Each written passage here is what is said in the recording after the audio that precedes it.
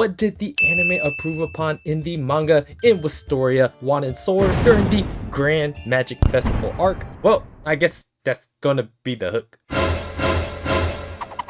Well guys, we're gonna talk about episode 5 and 6 during the Grand Magic Festival arc in Wistoria, Wand and Sword. So if you guys have not caught up to this point, please just continue watching and spoil yourself. What is our return on investment as our viewer using up all of our time for watching the MC Rizzler Will, aka Megane Will? What is our return on investment, you say? The overcoming of being bullied and discriminated against. Episode 1, 2, and even 3 conveyed to us that Will isn't just meek Will, but a Rizzler one that has a harem of young ladies ready to pounce on his lone sword. So overall, Will is a character about redeeming, proving yourself, showing your worth to those around you within society that doesn't value your abilities. And you know the things are up and up for you when you have all the waifus screaming out your name during the climax.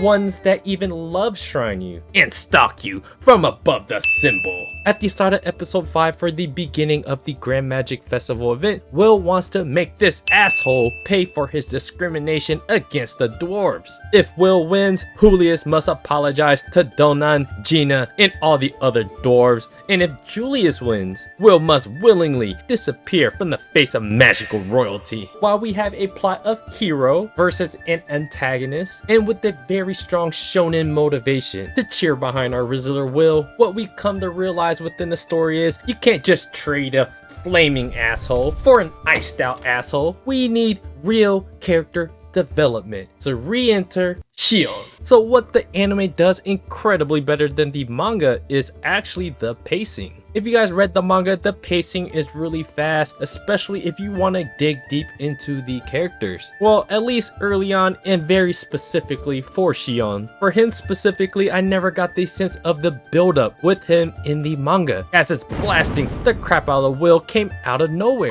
There are a lot of scenes in the anime and not in the manga that really helps propel Shion's character from just the typical rival douchebag archetype to a more understandable asshole rival that we can relate to a little bit more. So how can we relate to a discriminator like Shion? Whether we realize it or not from Shion's position, no one likes being patronized. Remember? A person meaning something of worth shouldn't be ignored by this Megane Will, who steals all the chicks he doesn't even want. Colette.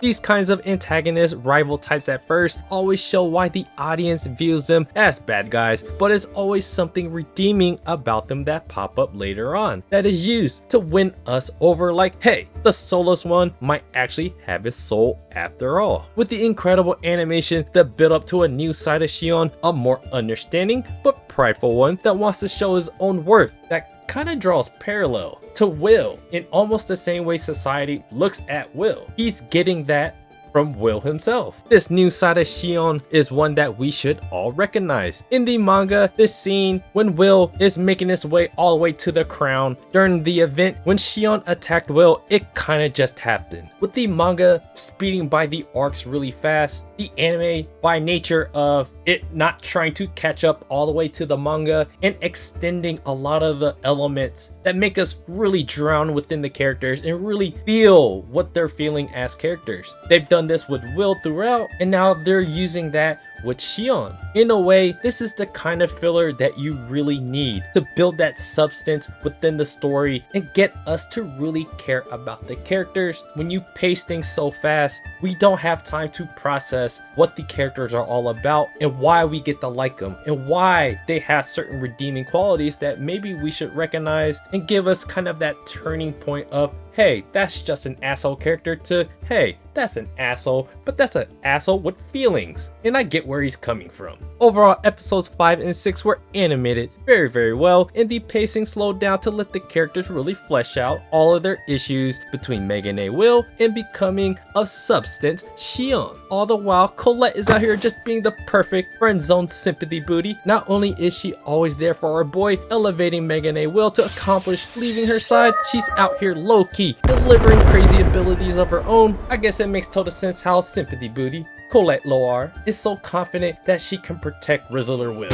especially when he's in his meek form. In the case for Julius, I will save him for the next video, as they're kind of building him up next, as he is the main portion of why Will is participating in the Grand Magic Festival arc. So when you guys look at Wistoria, Wand and Sword, in many ways it is just another shonen, which makes me think about all the mangas that are ending right now, like My Hero, Jujutsu Kaisen, Demon Slayer. The manga at least is way over with. So Wistoria has a chance to kind of elevate itself by nature of not very many other shonens out there. I still do enjoy like Arachne Crimson, but what Wistoria really has going for them, especially in the anime, is their ability to build up these characters a lot more than I would have thought if you just read the manga. And also the animation really helps it a lot. It looks really nice. I really like the colors and the animation style. You see, I'm not a guy that really covers animation. I'm sure there's a lot of channels out there that can really dive deep into why the animation looks so great, but from my point of view, it looks really good and above average to me. For Wistoria, it's just an entry level anime that has all the qualities that you would want from any kind of anime that's kind of action packed, that builds up these climaxes for our main characters, become something more and overcome something. It's a typical trope, but it's a necessary one. Anything that you watch, there's always a build up for a really big payoff for something.